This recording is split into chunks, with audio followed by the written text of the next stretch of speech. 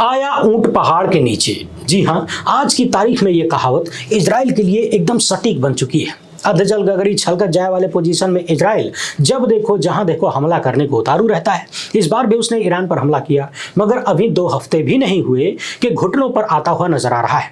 जी हाँ, खबर आई है कि पहले अमेरिका ने इजराइल को संदेश भेजा कि युद्ध बंद करो, और फिर इजराइल ने ईरान से कहा है कि अब हम लड़ना नहीं चाहते, चलिए युद्ध बंद करते हैं। मगर ईरान ने शायद 2 टूक कह दिया है कि अभी टाइम नहीं आया है, इंतजार करो। क्या है पूरी कहानी, किस तरीके से इजराइल कहीं न कहीं सरेंडर की मुद्रा में आता हुआ दिख रहा है। टाइम्स ऑफ इजराइल की उस खबर को देखेंगे और सोशल मीडिया पर ईरान के जवाब के बारे में जो लिखा जा रहा है उस पर भी बात करेंगे। वैसे सोशल मीडिया पर एक ये तस्वीर भी खूब वायरल है। दावा किया जा रहा है कि ईरान ने अमेरिका के सबसे महंगे और दमदार B-2 विमान को मार गिराया, यानी पिछले कई दिनों से जिसकी खूब वाहवाही की जा रही है उसको मार गिराया। तो इसकी सच्चाई क्या है, और साथ में बात करेंगे इजराइल के प्रधानमंत्री बेंजामिन नेतन्याहू की। इनका जरा इतिहास खंगाला जाएगा कि कैसे इन्होंने दुनिया के वर्तमान को संकट में डाल दिया।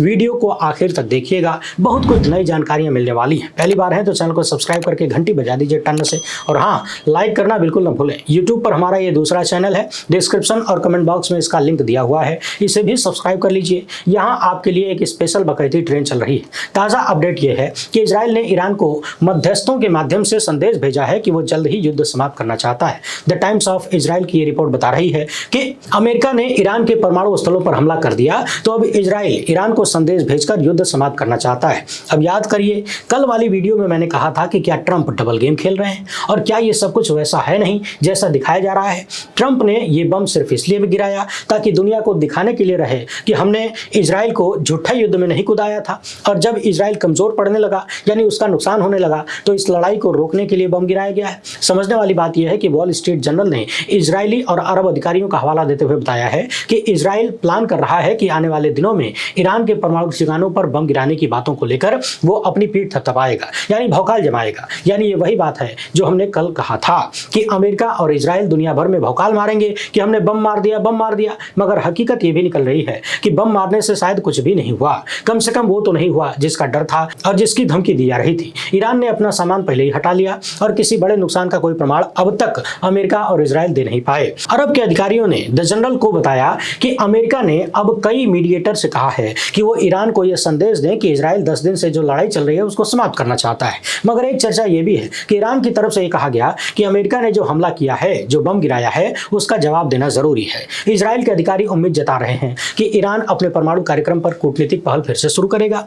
इनका कहना है कि अगर ईरान अपना परमाणु कार्यक्रम खत्म करने के लिए सहमत हो जाता है तो हम युद्ध बंद कर देंगे। मगर सवाल यह है कि ईरान ने तो कभी कहा ही नहीं कि वो परमाणु बम बना रहा है, तो जो काम शुरू ही नहीं हुआ उसको खत्म करने पर सहमति कैसे बनेगी। और यदि ईरान झूठा ही कह दे कि अच्छा चलो हम नहीं बनाएंगे, अब बंद कर देंगे, तो फिर यही लोग कहेंगे कि देखो इसका मतलब बना रहा था। और बम बनाने की सारी बात तो अमेरिका और इजराइल कह रहे हैं कि बम बना रहा है, बम बना रहा है, और हमला भी कर दिया। इसके अलावा अब इन्हीं मामलों पर बातचीत 5 राउंड जब चल चुकी थी, 6वें वाली होने वाली थी, तो उसी बीच हमला करने की जरूरत क्या थी। दरअसल ये पूरा प्रोपेगेंडा नजर आता है बेंजामिन नेतन्याहू का, अमेरिका और इजराइल का।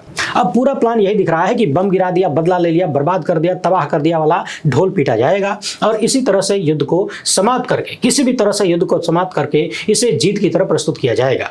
चैनल 12 की रिपोर्ट के अनुसार अब 2 रास्ते हैं अभियान को समाप्त करने के लिए। या तो इजराइल एक तरफा घोषणा कर दे कि युद्ध से उसको जो हासिल करना था कर लिया, और इसके बाद ईरान अपने मिसाइल हमले बंद कर दे, या अमेरिका ये घोषणा कर दे कि दोनों पक्ष युद्ध विराम के लिए सहमत हो गए। मगर सवाल यह है कि क्या ये कोई बात होती है। अमेरिका और इजराइल जब मन करे जिसको मन करे मारने लगे, लतियाने लगे, और फिर अपनी मर्जी से झगड़ा खत्म कर दें कि मेरा मन हुआ किसी को कूट दिया, और फिर जब मन किया हमला बंद कर दिया। समझने वाली बात यह है कि इतना सब कुछ होने के बाद भी इजरायली मानते हैं कि ईरान में सर्वोच्च नेता खामेनेई युद्ध को रोकने में सबसे बड़ी बाधा है।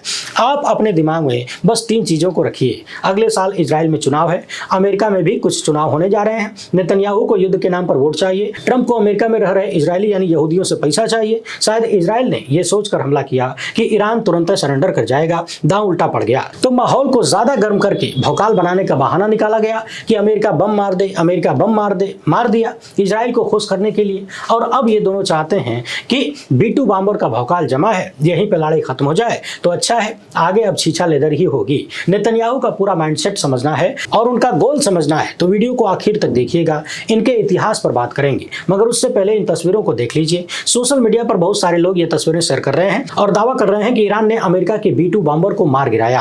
अलग अलग अकाउंट से, विदेशी अकाउंटों से भी यही दावा लगातार किया जा रहा है, मगर कई माध्यमों से जांचने के बाद पता चलता है कि ये तस्वीर पुरानी है और ये किसी युद्ध में क्षतिग्रस्त विमान की नहीं है, बल्कि इसकी कहानी कुछ और ही है। कहानी पुरानी है, ईरान से इसका कोई लेना देना नहीं है, यानी ईरान ने इसे मार के नहीं गिराया है। सोशल मीडिया पर कई अकाउंट से यह दावा किया जा रहा था कि पहले राफेल की पोल खुली, अब B-2 की। बहरहाल इजराइल ने जब ईरान पर हमला किया तो दुनिया हैरान थी, मगर नेतन्याहू को जानने वाले बिल्कुल भी हैरान नहीं थे, क्योंकि इजराइल के प्रधानमंत्री की सत्ता पिछले 18 साल से जंग पर ही टिकी है।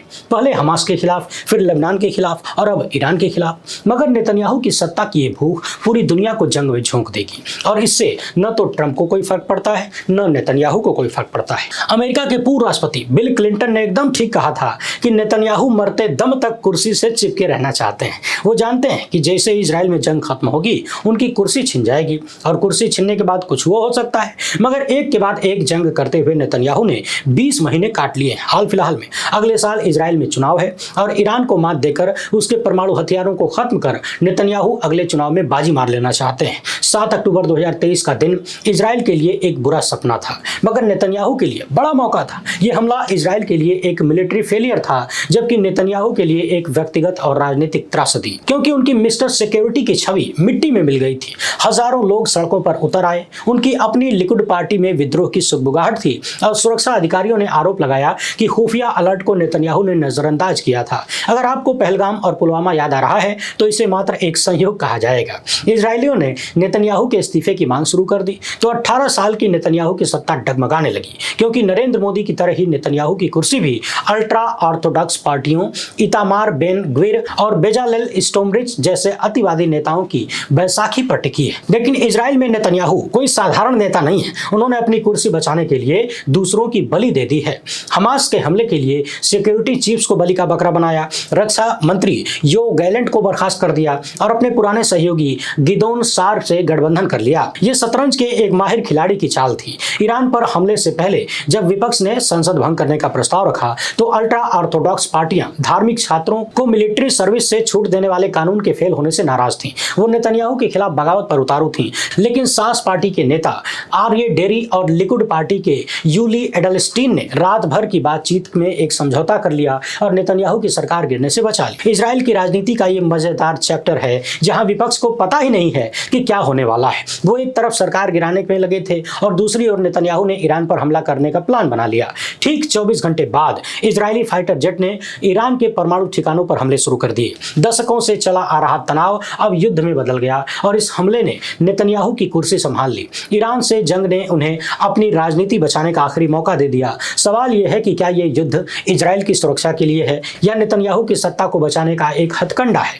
नेतन्याहू को जानने वाले लोगों के हवाले से फाइनेंशियल टाइम्स ने लिखा है कि ईरान के परमाणु हथियारों को खत्म करना नेतन्याहू का सपना था, उनकी पहचान थी। इस बात को ऐसे समझिए कि नेतन्याहू ने अपनी राजनीति की शुरुआत ही ईरान के परमाणु हथियारों का विरोध करते हुए किया था। जब वे इजरायली सांसद के तौर पर चुने गए तो उनका पहला मुद्दा ही ईरान के परमाणु हथियार थे और इन हथियारों को खत्म करने के लिए वे अपनी राजनीति के सबसे आखिरी दौर में जंग लड़ रहे हैं।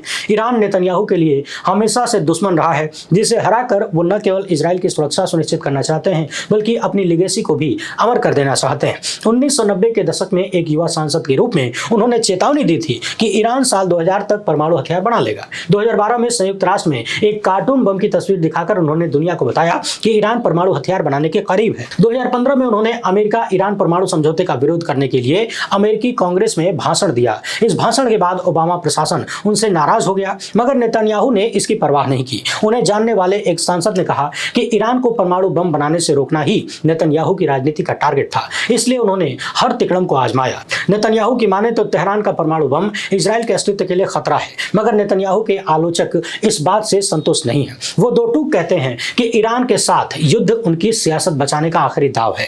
7 अक्टूबर के बाद इजराइल में नेतन्याहू की लोकप्रियता सबसे कम थी। उनकी गठबंधन सरकार अल्ट्रा ऑर्थोडॉक्स पार्टियों के विद्रोह के कारण खतरे में थी, लेकिन ईरान पर हमले ने न केवल उनकी सरकार को एकजुट किया बल्कि विपक्ष को भी पीछे खड़ा कर दिया। चैनल 13 के एक सर्वे में 64% इजरायलियों ने कहा कि नेतन्याहू सही में ईरान के परमाणु हथियारों हथियारों को खत्म करना चाहते हैं, जबकि केवल 28% इसे राजनीतिक चाल मानते हैं। नेतन्याहू के पास अब दो ही विकल्प हैं, या तो वे इतिहास में इजराइल को परमाणु विनाश से बचाने वाले नेता के रूप में याद किए जाएंगे, या इजराइल को जंग में झोंक कर बर्बाद करने वाले नेता के तौर पर याद किए जाएंगे। ईरान के मिसाइल हमलों से इजराइल में जितनी बर्बादी हुई है, हाल फिलहाल इजरायलियों ने ऐसी तबाही नहीं देखी थी। मगर नेतन्याहू की इस जंग में अमेरिका का रोल भी कम दिलचस्प नहीं है। डोनाल्ड ट्रंप ने ही 2018 में अमेरिका ईरान परमाणु समझौते को तोड़ा था। अगर अमेरिका और ईरान का वो समझौता नहीं टूटता तो आज नेतन्याहू ईरान पर हमला नहीं कर पाते। तो ट्रंप ने समझौता तोड़ नेतन्याहू की मदद की, और ये काम उन्होंने 7 साल पहले ही कर दिया था। ट्रंप के दूसरी बार राष्ट्रपति बनने के कुछ ही महीनों में नेतन्याहू ने ईरान पर हमला कर दिया। तो आप समझिए कि ईरान के खिलाफ अमेरिका और इजराइल कब से साजिश रच रहे थे। और जब इजराइल ने ईरान पर पहला हमला किया, उसके दर्जनों टॉप मिलिट्री कमांडरों और परमाणु वैज्ञानिकों को मार दिया, तो ट्रंप ने इसकी जबरदस्त तारीफ की, जबकि अमेरिकी विदेश मंत्री मार्को रूबियो ने कहा कि अमेरिका इस जंग में शामिल नहीं है। उधर ट्रंप ने अमेरिकी जंगी जहाजों और दर्जनों ईंधन भरने वाले फाइटर जेट्स को मिडिल ईस्ट में भेजा है। मकसद ईरान का मुकाबला और इजराइल की मदद का है। ट्रंप का ये डबल स्टैंडर्ड उनकी सियासी मजबूरी है, क्योंकि मेक अमेरिका ग्रेट अगेन का नारा देने वाले ही नहीं चाहते कि ट्रंप ईरान के साथ जंग लड़ें। और ट्रंप ने अपने चुनावी अभियान में शांति का वादा किया था, और अब वे एक ऐसे युद्ध में उलझ रहे हैं जो उनकी साख को दांव पर लगा रहा है। सच्चाई यह है कि ट्रंप को इजरायलियों ने खूब फंड किया था, और अमेरिकी सीनेट के चुनाव में ट्रंप को फिर से फंड चाहिए, तो उन्हें सबका ध्यान रखना है। ये ट्रंप ही थे जिन्होंने शुरू से नेतन्याहू को हरी झंडी दी, इजराइल को हमले के लिए उकसाया, और इजराइल की शुरुआती सफलता ने ट्रंप को इंप्रेस किया। सवाल यह है कि क्या यह युद्ध वास्तव में तेज और निर्णायक होगा, या इराक और अफगानिस्तान की तरह ही एक अंतहीन युद्ध बन जाएगा। क्योंकि ईरान के साथ अमेरिका की जंग लंबी चली तो ट्रंप के समर्थक उनके खिलाफ हो सकते हैं। वैसे भी अमेरिका में बड़ी संख्या में लोग युद्ध में उतरने का विरोध कर रहे हैं। अमेरिका ऐसे किसी भी युद्ध में फंसना नहीं चाहता, मगर इजराइल अमेरिका को जंग में खींच लेना चाहता है। वैसे ही जैसे कि हम तो डूबेंगे सनम, तुमको भी ले डूबेंगे। इजराइल का दावा है कि ईरान ने अपने परमाणु हथियार कार्यक्रम को तेज कर दिया, लेकिन अमेरिकी खुफिया एजेंसियों का कहना है कि ईरान ने 2003 में अपना परमाणु हथियार कार्यक्रम बंद कर दिया था। तो क्या ट्रंप अमेरिकी खुफिया एजेंसियों को छोड़कर इजराइल की खुफिया जानकारी पर भरोसा कर रहे हैं? क्या अमेरिकी हमले के पीछे इजराइल का खुफिया इनपुट था? अगर ऐसा है तो फिर ट्रंप ने अमेरिका को धोखा दे दिया क्या? बहुत सारे अमेरिकी नेता ट्रंप के खिलाफ कार्रवाई की मांग कर रहे हैं, उनके खिलाफ इंपीचमेंट यानी महाभियोग चलाने की बात कर रहे हैं। कह रहे हैं कि बिना कांग्रेस की अनुमति के ट्रंप ने ईरान पर हमला कर दिया, मगर अब बारी ईरान की है। तेहरान ने मिडिल ईस्ट में अमेरिकी ठिकानों पर हमला या हॉर्मुज स्ट्रेट में तेल की सप्लाई को बंद कर दिया तो पूरी दुनिया में आग लगना तय है। तब ट्रंप को या तो ईरान के आगे झुकना पड़ेगा या फिर ईरान पर हमला करना पड़ेगा। मगर ईरान इस जंग में अकेले, रूस और चीन सिर्फ सियासी बयानबाजी कर रहे हैं। पिछले 1.5-2 साल में इजराइल ने ईरानी ऑक्टोपस के हाथ काट दिए। हमास, हिजबुल्लाह और सीरिया में बशर अल असद का काम तमाम हो गया। यमन में हूती बचे हैं, और अमेरिकी हमले के बाद हूतियों ने लड़ने का ऐलान कर दिया है। मगर ईरान की दिक्कत यह है कि उसके पास कोई ठोस एयर डिफेंस सिस्टम नहीं है जो ईरान के आसमान की रक्षा कर सके। अमेरिका और इजरायली फाइटर जेट ईरान पर खुलेआम बम गिरा रहे हैं, और तेहरान कुछ नहीं कर पा रहा। इसलिए ट्रंप और नेतन्याहू अपनी जीत को लेकर खुश हैं। ट्रंप धमका रहे हैं कि ईरान ने अमेरिकी हितों को नुकसान पहुंचाया तो बम गिराने में कोई दिक्कत नहीं है। सवाल यह है कि नेतन्याहू चाहते क्या है? पहला ऑप्शन यह है कि नेतन्याहू ईरान पर लगातार बमबारी करें, खामेनेई की सत्ता को कमजोर करें। 15 जून को फॉक्स न्यूज ने नेतन्याहू से कहा कि इजराइल का हमला ईरान में सत्ता परिवर्तन का कारण बन सकता है, और भारत में सबसे बड़े अंग्रेजी अखबार में खामेनेई को सत्ता से हटाने की मांग वाले आर्टिकल छपने लगे हैं। मगर ट्रंप ने इस प्लान को अभी मंजूरी नहीं दी है, लेकिन इसे पूरी तरह खारिज भी नहीं किया है। और अभी जो ताजा खबरें आई हैं वो तो आपने सुना ही है कि अमेरिका ने कथित रूप से इजराइल को संदेश भेजा है कि भैया लड़ाई झगड़ा बंद करो। नेतन्याहू ईरानियों से अपनी सरकार के खिलाफ विद्रोह करने का आह्वान भी कर चुके हैं, मगर ईरानी अभी तक खामेनेई के खिलाफ सड़कों पर नहीं उतरे, बल्कि इजराइल के खिलाफ उतर गए। अब बच गया कूटनीति का रास्ता, तो अमेरिकी हमले के बाद इसकी संभावना अब बहुत कम है। ये तभी हो पाता जब अमेरिका जंग में न उतरता। अब देखने वाली बात यह है कि आगे अगर इजराइल रुक जाता है तो क्या ईरान भी चुपचाप बैठेगा? सवाल यह है कि ईरान के पास अब विकल्प क्या है, क्योंकि इजराइल और अमेरिका तेहरान में तख्तापलट करना चाहते हैं। खामेनेई को पता है कि ईरान पर दबाव है, अगर वो कमजोर पड़ेंगे तो तख्तापलट तय है। अगर आक्रामक होंगे तो अमेरिका के साथ सीधी जंग हो सकती है। तो क्या ईरान हॉर्मुज स्ट्रेट को बंद करके दुनिया की अर्थव्यवस्था को हिला देगा? मगर यह दांव भी ईरान के लिए उल्टा पड़ सकता है। तो दूसरा ऑप्शन यह है कि ईरान मिडिल ईस्ट में अमेरिकी सैन्य ठिकानों पर हमला करे। यहाँ अमेरिका के 30,000 सैनिक हैं, लेकिन इन सैनिकों पर हमला युद्ध को और भड़का सकता है। इस बीच इस्तांबुल में हुई OIC की बैठक में 57 देशों ने इजरायली हमले की निंदा की। तनाव कम करने की बात हुई। पाकिस्तान में हजारों लोगों ने कराची की सड़कों पर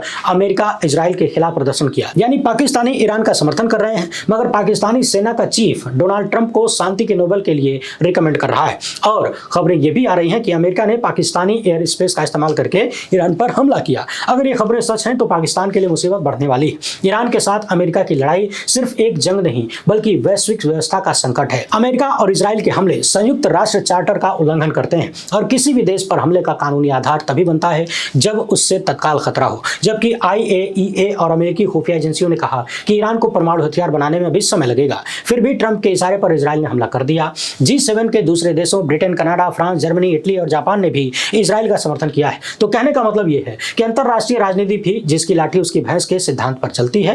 हिंदुस्तान टाइम्स में हैप्पी मोहन जैकब ने लिखा कि भारत के लिए परेशानी यह है कि उसकी विदेश नीति अब अमेरिका और इजराइल की चाटुकार दिखती है। अगर ईरान ने होर्मुज का समुद्री रास्ता बंद कर दिया तो तेल की कीमतें आसमान छू सकती हैं। 5 किलो राशन पर जीने वाली जनता को बहुत प्रॉब्लम हो सकती है। भारत को अब यह तय करना है कि वो इजराइल के साथ जाएगा या ईरान के। हालांकि नरेंद्र मोदी ने ईरानी राष्ट्रपति से बात की है। अफसोस इस बात का है कि मोदी ने ईरान से संघर्ष के बजाय शांति की बात की, मगर इजराइल और अमेरिका की ओर से अंतरराष्ट्रीय कानूनों की धज्जियां उड़ाए जाने पर चुप्पी साध गए। अगर ईरान के राष्ट्रपति पलटकर मोदी से पूछ देते कि युद्ध किसने शुरू किया तो अपने महामानव क्या जवाब देते? क्या बताते कि इजराइल की ओर से युद्ध में कौन शामिल हुआ? मोदी भूल गए थे कि ईरान इजराइल जंग के चलते दिल्ली का भारत से मिडिल ईस्ट होते हुए यूरोप तक जाने का इकोनॉमिक कॉरिडोर और चाबहार बंदरगाह खतरे में है। यह बंदरगाह भारत का बहुत ही बड़ा प्रोजेक्ट है। सच्चाई यह है कि भारत की तटस्थ विदेश नीति इस युद्ध में अग्नि परीक्षा से गुजर रही है और परीक्षा में लिखने वाला ही गायब है। एक तरफ भारत का इजराइल के साथ मजबूत रक्षा और तकनीकी सहयोग है, जिसके तहत भारत ने 2023 में $3 बिलियन के रक्षा सौदे किए। वहीं होर्मुज को बंद किए जाने की आशंकाओं के बीच भारत के पेट्रोलियम मंत्री हरदीप सिंह पुरी ने कहा कि भारत पिछले 2 हफ्तों से मिडिल ईस्ट पर नजर रखे हुए है। द हिंदू के पत्रकार स्टैनली जॉनी ने लिखा कि पेट्रोलियम मंत्री के बयान का मतलब क्या है? भारत का तेल आयात अब डाइवर्सिफाई है, तो क्या ईरान होर्मुज का रास्ता बंद कर देगा? मगर इस जंग का असर केवल इतना ही नहीं है। मिडिल ईस्ट में पहले से बवाल है।